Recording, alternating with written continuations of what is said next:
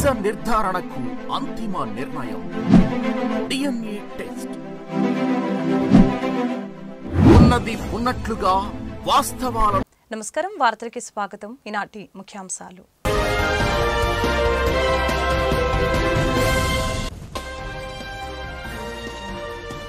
మత్స్యకారులకు ఎప్పుడు అండగా నిలిచేది కూటమి ప్రభుత్వమేనని ముఖ్యమంత్రి చంద్రబాబు వెల్లడి. శ్రీకాకుళంలో మత్స్యకార కుటుంబాలతో ముఖ్యమంత్రి చంద్రబాబు నాయుడు భేటీ.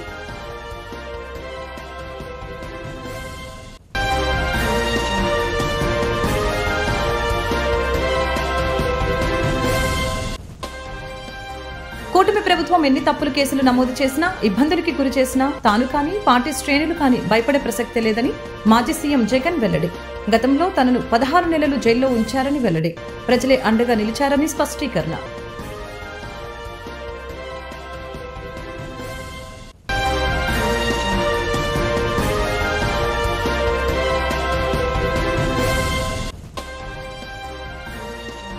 విజయవాడ నగరంలో శాంతి భద్రతల్ని పటిష్టం చేసేందుకు ప్రత్యేక దృష్టి సారిస్తున్న పోలీసులు సమస్తాత్మక ప్రాంతాలలో కార్డన్ సర్చ్లు నిర్వహిస్తూ అనుమానితులు మరియు రికార్డులు సరిగ్గా లేని వాహనాలని స్వాధీనం చేసుకున్న పోలీసులు.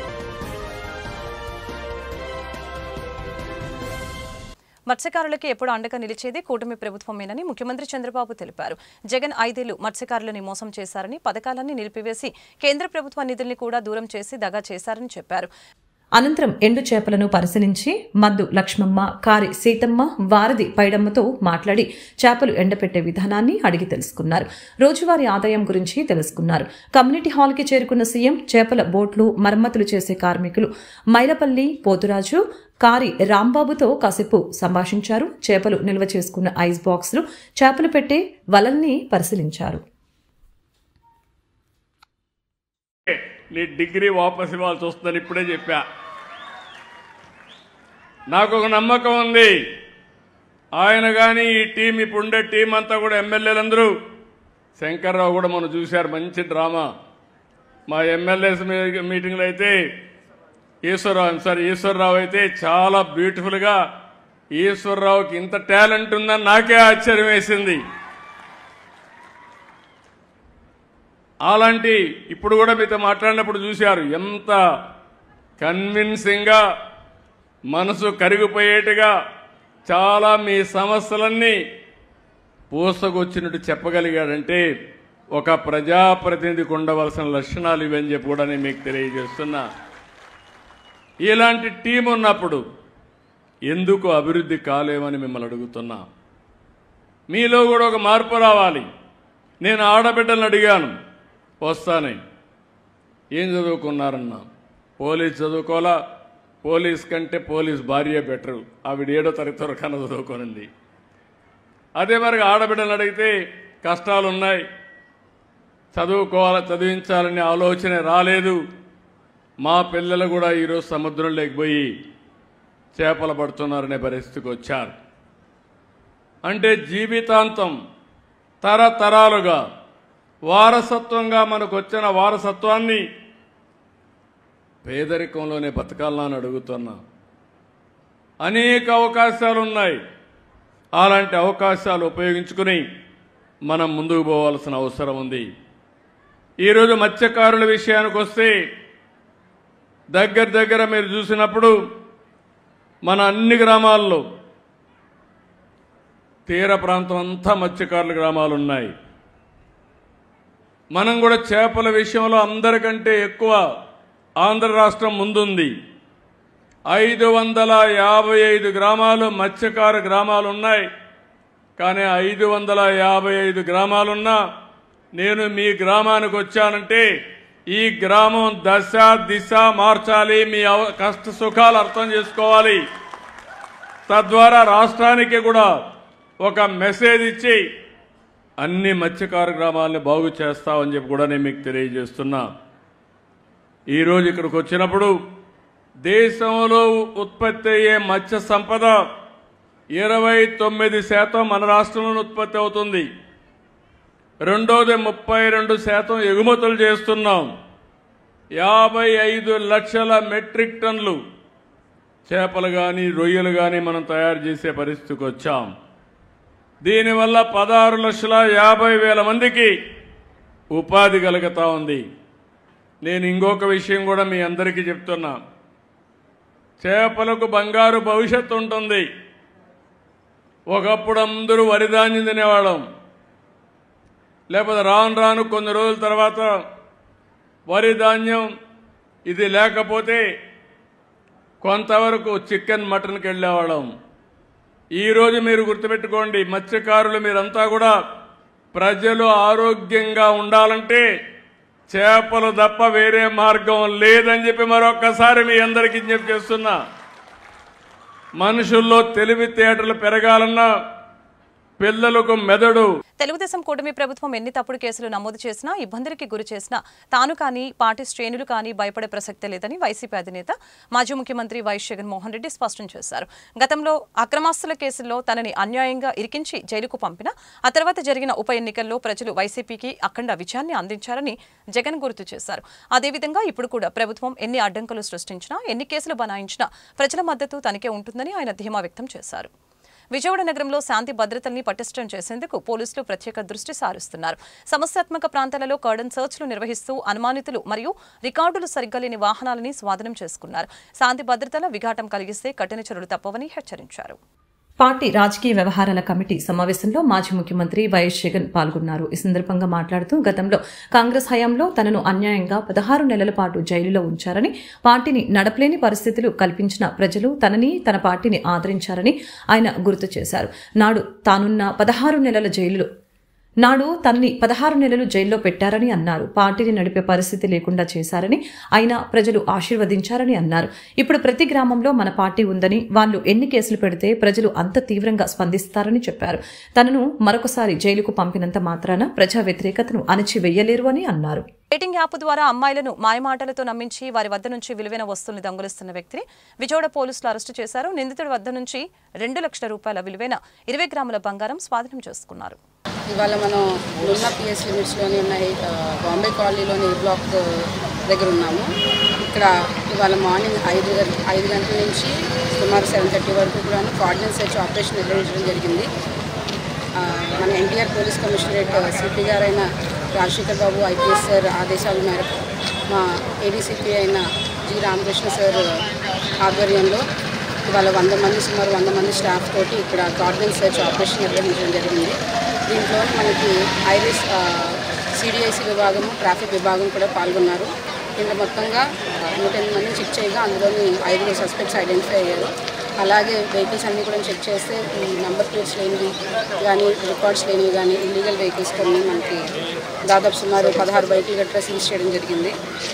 మొత్తం ఇక్కడ 16 బ్లాకుల్లోని 500 ఇళ్ళని చెక్ చేసాము. తరువుగా అన్నీ చెక్ చేసిన మీద మనకి సస్పెక్ట్స్ వెహికల్స్ ఐడెంటిఫై అయ్యాయి. ఇలా రెగ్యులర్గా కూడా ఇంకా చేస్తూ ఉంటాము. ఇప్పుడు మనకి రెగ్యులర్గా సిటీలోని కార్డినెన్స్ సెర్చ్ ఆపరేషన్స్ అంతా కూడా విస్తృతంగా నిర్వహించడం జరుగుతుంది. అందులో భాగంగా లాస్ట్ వీక్ మనం వెస్ట్లో చేశారు మా డివిజన్లో, మా జోన్లో. అలాగే ఇప్పుడు నిన్న ప్లేస్ లిమిట్స్లో చేస్తున్నాము. అలాగే నెక్స్ట్ వీక్లోనే ఇంకో ప్లేస్ లిమిట్స్లో నిర్వహించడం జరుగుతుంది. ఇదే కాకుండా రెగ్యులర్గా vehicle checking, lodges checking, hostel checking ఇవన్నీ కూడా as part of enforcement and పోలీసింగ్గా పోలీస్ వారు నిర్వహిస్తూ ఉంటారు. సో పబ్లిక్ అందరూ కూడా దయచేసి కోఆపరేట్ చేయాలి. అండ్ పబ్లిక్ అందరికీ విన్నపం ఏంటంటే మీ వెహికల్స్కి ఏదైనా నంబర్స్ కానీ, నెంబర్ ప్లేట్స్ లేకుండా కానీ మీరు ట్రావెల్ చేస్తూ హెల్మెట్ లేకుండా ట్రావెల్ చేస్తే ఖచ్చితంగా ఫైన్స్ అనేది వేయడం జరుగుతుంది. కొత్త ఎన్డీ యాక్ట్ ప్రకారము ఫైన్స్ అన్నీ కూడా రివైజ్ చేశారు. ఇప్పుడు అధికంగా ఫైన్స్ ఉంటాయి కాబట్టి అందరూ పబ్లిక్ అందరూ కూడా కోఆపరేట్ చేసి అవన్నీ ఆ రూల్స్ అండ్ రెగ్యులేషన్స్ అన్నీ కూడా ఫాలో అయితే it will be happy.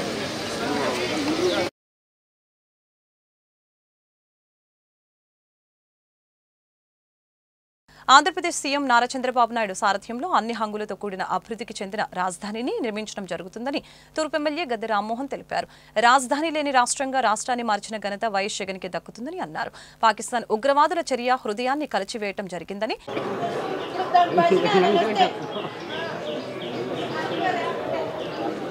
Pakistan ఉగ్రవాదుల యొక్క చర్య భారతదేశాన్ని తీవ్రంగా కలిసివేయడం జరిగింది. గత అనేక సంవత్సరాలుగా కూడా చిన్నది జరిగినా మొన్న మరీ విద్వేషాన్ని రెచ్చగొట్టే విధంగా భారతదేశంలో కల్లోలాలు సృష్టించాలి అనే ఆలోచనగా మతాల మధ్య విద్వేషాలు పెంచి వీళ్ళు మతాలతో కొట్టుకోవాలి అనే ఆలోచన పరంగా అది జరిగిన కార్యక్రమంగా నేను అనుకుంటా ఉన్నా.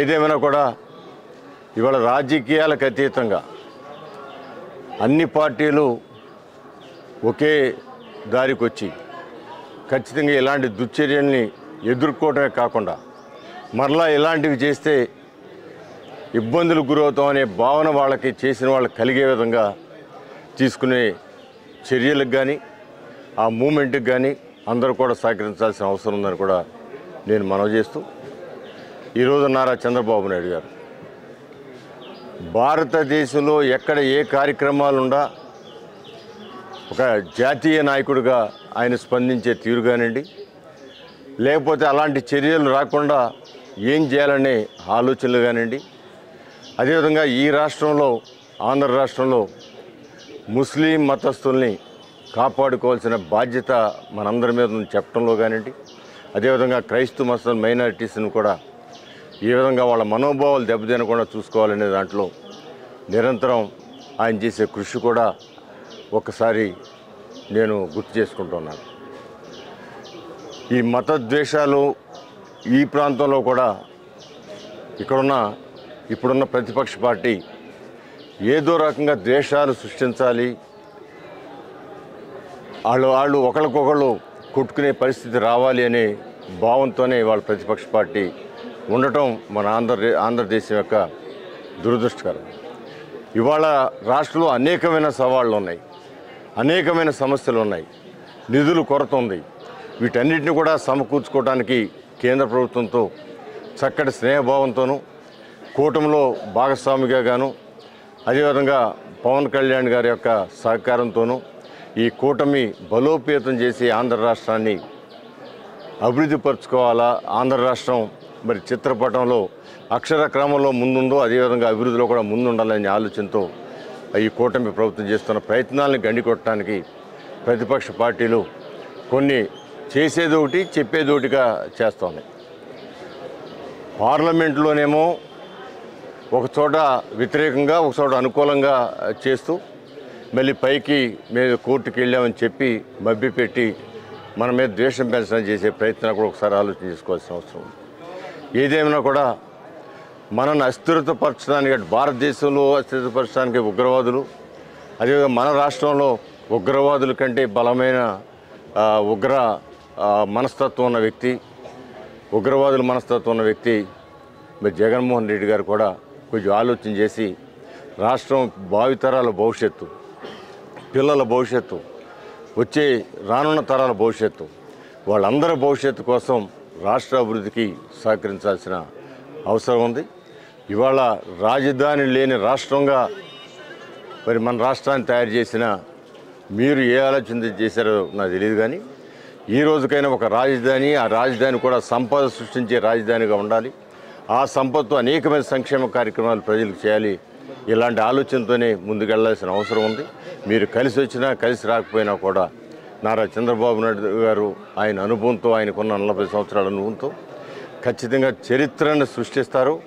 ఈ రాజధాని 2-3 సంవత్సరాల్లో ఒక గొప్ప రాజధానిగా, ప్రపంచంలోనే ఒక ప్రజా రాజధానిగా, ఒక అన్ని అంగులతో ఉన్న రాజధానిగా, ఒక టూరిజం స్పాట్ లాగా ఈ రాజధాని ముందుకు వెళ్ళబోతూ ఉంది.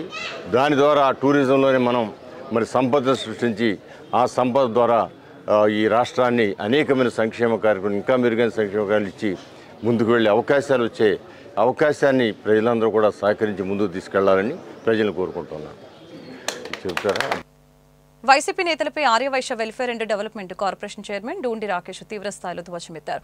కాశ్మీర్ ఉగ్రవాదం వలె మన రాష్ట్రంలో కూడా రాష్ట్రాన్ని అభివృద్ధి చేయనీయకుండా జగన్ అండ్ కో నేతలు తీవ్రవాదుల వలె ప్రవర్తిస్తున్నారని ఆరోపణలు గుప్పించారు. కూటమి ప్రభుత్వంపై విమర్శలు చేస్తే ఊరుకునేది లేదని హెచ్చరించారు.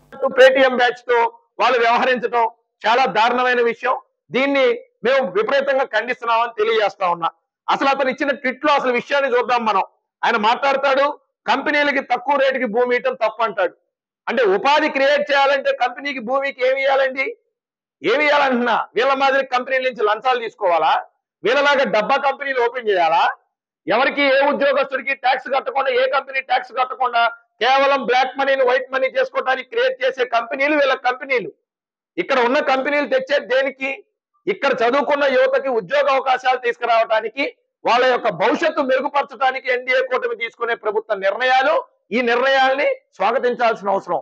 పిల్లలు చదువుకొని కష్టపడి చదువుకొని వారి జీవితంలో ఒక ఉన్నతమైన స్థానానికి వెళ్ళాలంటే ప్రభుత్వ పరంగా కొన్ని ఉద్యోగాలు క్రియేట్ చేయాల్సిన అవసరం ఉంది, కంపెనీలను తేవాల్సిన అవసరం ఉంది.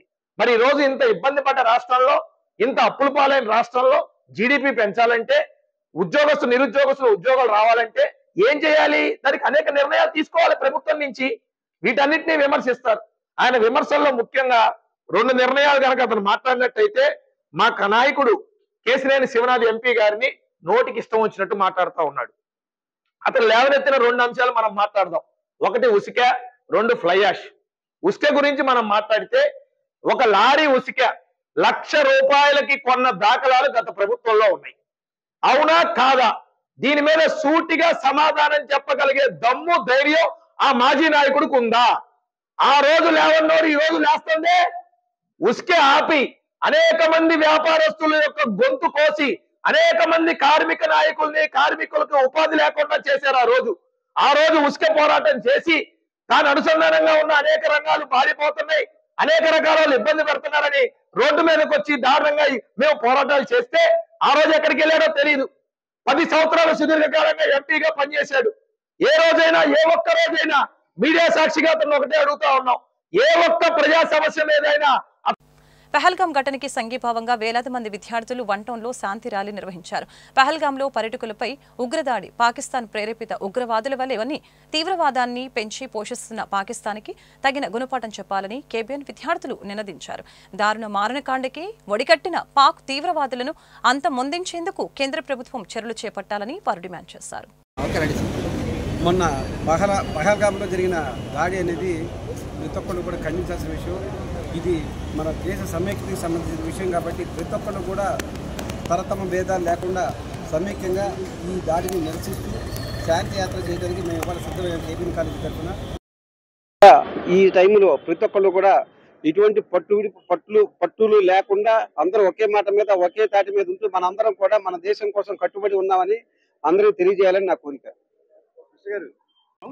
మరి కాశ్మీర్లోని పహల్గాం ప్రాంతంలో మరి పర్యాటకుల మీద పాకిస్తాన్ టెర్రరిస్టులు అనేవాళ్ళు అమానుషంగా దాడి చేసి దాదాపుగా 27 మందిని పొట్టన పెట్టుకోవటం అనేది మన భారత జాతి మొత్తం 145 కోట్ల మంది మొత్తాన్ని కూడా అవమానించినట్లుగా భావిస్తూ భారతదేశం మొత్తం ప్రత్యేకించి హిందువుల పైన టార్గెట్ చేసి ముస్లిం తీవ్రవాదులు, పాకిస్తాన్ తీవ్రవాదులు అనేది పెద్ద ఎత్తున ఉన్మాదంతో ఈ ఘాతుకానికి పాల్పడ్డారు. దాన్ని నిరసిస్తూ భారతదేశంలో ఉన్నటువంటి 145 కోట్ల మంది ప్రజానీకం కులాలు మతాలతో సంబంధం లేకుండా ఒకే తాటి మీదకి వచ్చి పాకిస్తాన్ యొక్క దుర్మార్గమైనటువంటి చర్యల్ని మనందరం కూడా గ్రహిస్తూ మనందరం కూడా పాకిస్తాన్ని ఎప్పుడు కూడా డౌన్ చేయాలి. తప్పనిసరిగా పాకిస్తాన్ ఇలాంటి ఉన్మాద కార్యక్రమాలు అనేవి మానుకోవాలని, దానికి గట్టిగా బుద్ధి చెప్పాలి. మన కేంద్ర ప్రభుత్వం అనేది తగిన చర్యలు తీసుకోవాలని మనం అందరం కూడా సంఘీభావం తెలియజేసే దానిలో భాగంగానే కేబిఎన్ కళాశాల యాజమాన్యం, అధ్యాపకులు, అలాగే ఇక్కడ ఉన్నటువంటి విద్యార్థులు, ఎన్సిసి విభాగం, ఎన్ఎస్ఎస్ విభాగం కూడా పెద్ద ఎత్తున మరి ఈ రోజున నిరసన ర్యాలీ అనేది ప్రారంభించడం జరిగింది. దీనికి అందరూ కూడా మరి సంఘీభావం తెలియజేయవలసిందిగా కేబిఎన్ కళాశాల తరఫున అందరినీ కోరుతున్నాం. ధన్యవాదాలు. ముఠా కార్మికుల సంక్షేమానికి సమగ్ర చట్టం రూపొందించాలని సిపిఐ నగర కార్యదర్శి జి కోటేశ్వరరావు డిమాండ్ చేశారు. నగర విస్తరణ వల్ల ముఠా కార్మికుల ఉపాధి కోల్పోతున్నారని ఆయన ఆవేదన వ్యక్తం చేశారు. 27న జరిగే ముఠా కార్మికుల నగర మహాసభలో వారి సమస్యలపై చర్చిస్తామని ఆయన తెలిపారు. విజయవాడ నగరంలో వేలాది మందిగా ఉన్న ముఠా కార్మికులకి ఒక నిర్దిష్టమైన చట్టం అనేది లేదు. ప్రభుత్వం నుంచి ఏ విధమైనటువంటి సహాయం అందని పరిస్థితిలో వాడు ఆలుగారాలు ఎండకి వారికి పనిచేసి నడువులు నొప్పులు వచ్చి భారతదేశంలోనే రవాణా రంగంలో ఎగుమతులు దిగుమతుల ద్వారా ప్రభుత్వానికి ఎంతో ఆదాయాన్ని ఇచ్చే ఆదాయ వర్గంగా ఉన్న ఈ ముఠా కార్మిక వర్గానికి ప్రభుత్వం నుంచి ఏ విధమైన వెసులుబాటు లేదు. వీరికి సమగ్ర చట్టం తేవాలని చెప్పి సమగ్ర చట్టం ద్వారాగా 60 ఏళ్లు నిండిన ప్రతి కార్మికుడు కూడా వారికి పెన్షన్ సౌకర్యము, అలాగే ఈ ప్రమాదాలు జరిగినప్పుడు వాళ్ళకి ప్రమాద బీమా, అలాగే ఇతర సౌకర్యాలు కూడా కూడిన సమగ్ర చట్టాన్ని తీసుకొని రావాలని చెప్పి ప్రభుత్వాన్ని డిమాండ్ చేస్తూ రేపు మహాసభలో నిర్ణయాలు తీసుకోబోతున్నాం. ఈ నిర్ణయాలని అమలు చేసే వరకు కూడా మేము ముఠా కార్మిక సంఘంగా ఏఐటీసీగా పోరాటం సాగిస్తామని చెప్పి మీ ద్వారాగా తెలియజేస్తాం. కార్మిక సంఘం ఏఐటీసీ అనుబంధ ముఠా కార్మిక సంఘం 43వ మహాసభ జరుగుతూ ఉన్నది. ఈ కార్మిక సంఘం ప్రప్రథమంగా విజయవాడ నగరంలో ప్రప్రథంగా ఏర్పడినటువంటి అసంఘటిత కార్మిక రంగంలో ముఠా కార్మికులందరినీ కూడా సమీకృతులు చేసి ముఠా కార్మిక సంఘం ఏర్పాటు చేయటంలో ఆనాడు అమావాస్యరాజు గారు, మాజీ శాసనసభ్యులు ఉప్పలపాటి రామచంద్రరాజు గారు యొక్క కృషితోటి ఈ రోజున విజయవాడ నగరంలో ముఠా కార్మికులకి అనేక రకాలైనటువంటి హక్కుల్ని సాధించబడటం జరిగింది. సాంప్రదాయమైనటువంటి హక్కుల్ని సాధించడం జరిగింది. కానీ ఈ రోజున మనం పరిశీలించినట్లయితే నగరం అభివృద్ధి చెందింది, నగర విస్తరణ పెరిగింది. అనేక సంవత్సరాలుగా దశాబ్దాలుగా పనిచేస్తున్నటువంటి కొట్ల యజమాని దగ్గర పనిచేస్తున్నటువంటి ముఠా కార్మికుడు ఈ రోజున ట్రాఫిక్ పెరిగిందనేటటువంటి దీనితోటి నగర విస్తరణ చివరికి వెళ్లిపోయేటటువంటి యజమాని వెళ్తే ఆ యజమాని తోటి కార్మికుడు కూడా తీసుకువెళ్ళలేనటువంటి పరిస్థితిలో ఈ రోజు ఉన్నది. అందువల్ల ఫలితంగా ముఠా కార్మికుడు తమ యొక్క పనిని కోల్పోయేటటువంటి పరిస్థితి ఏర్పడింది. అందువలన ముఠా కార్మికులకి, అమాలీ కార్మికులకి, అసంఘటిత రంగంలో పనిచేస్తున్నటువంటి వీరికి పిఎఫ్ లేదు, ఈఎస్ఏ లేదు, సరైనటువంటి పని భద్రత లేదు. కాబట్టి ఆ వైపుగా ప్రభుత్వాలు ఆలోచించి ఆ వైపుగా అసంఘటిత రంగంలో ఉన్నటువంటి ముఠా కార్మికులకి హక్కుల్ని పరిరక్షించేటటువంటి దానికోసం చట్టాలు తేవాలని చెప్పి బోర్డులు ఏర్పాటు చేయడం ద్వారా కార్మికుల యొక్క శ్రేయస్ కోసం ప్రభుత్వం పూనుకోవాలని చెప్పి అదే పద్ధతిలో రాబోయేటటువంటి కాలంలో నగరంలో ఉన్నటువంటి యజమాని ఎవరైనా యజమాని కొట్టు తరలి వెళ్లి ఇతర ప్రాంతాలకు వెళ్లేటటువంటి పరిస్థితి ఉన్నట్లయితే అదే యజమాని తోటి ఆ యజమాని దగ్గర పనిచేస్తున్నటువంటి ముఠా కార్మికులు కూడా తీసుకువెళ్లటం ద్వారా వారి జీవనోపాధికి నష్టం కలగకుండా ఉండేటటువంటి పద్ధతిలో లేబర్ డిపార్ట్మెంట్ ఆ వైపుగా చర్యలు చేపట్టాలని ఈ మహాసభలో చర్చించబోతా ఉన్నాం. రాబోయేటటువంటి కాలంలో ముఠా కార్మికుల యొక్క హక్కుల పరిరక్షణ కోసం ఏఐటీసీ ఆధ్వర్యంలో పెద్ద ఎత్తున కార్యక్రమాలు చేపడతాం. ఆ కార్మికులకు అండగా నిలుస్తానికి ఈ మహాసభలో చర్చించడం జరుగుతుందని చెప్పి ఈ సందర్భంగా విజ్ఞప్తి చేస్తాం. వార్తను ముగించే ముందు ముఖ్యాంశాలు మరొకసారి.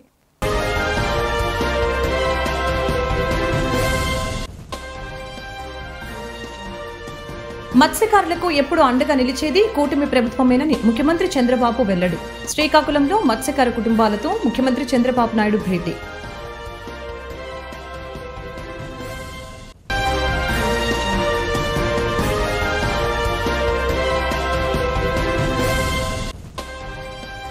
కూటమి ప్రభుత్వం ఎన్ని తప్పులు కేసులు నమోదు చేసినా, ఇబ్బందులకి గురి చేసినా తాను కానీ పార్టీ శ్రేణులు కానీ భయపడే ప్రసక్తే లేదని మాజీ సీఎం జగన్ వెల్లడి.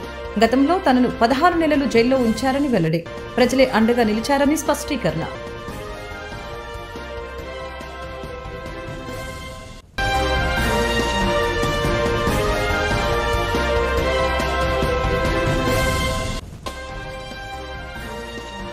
విజయవాడ నగరంలో శాంతి భద్రతల్ని పటిష్టం చేసేందుకు ప్రత్యేక దృష్టి సారిస్తున్న పోలీసులు. సమస్తాత్మక ప్రాంతాలలో కార్డన్ సర్చ్లు నిర్వహిస్తూ అనుమానితులు మరియు రికార్డులు సరిగ్గా లేని వాహనాలని స్వాధీనం చేసుకున్న పోలీసులు. ఈ వార్తలు ఇంతటితో సమాప్తం. మరొక బులెటిన్లో మళ్ళీ కలుద్దాం. నమస్కారం.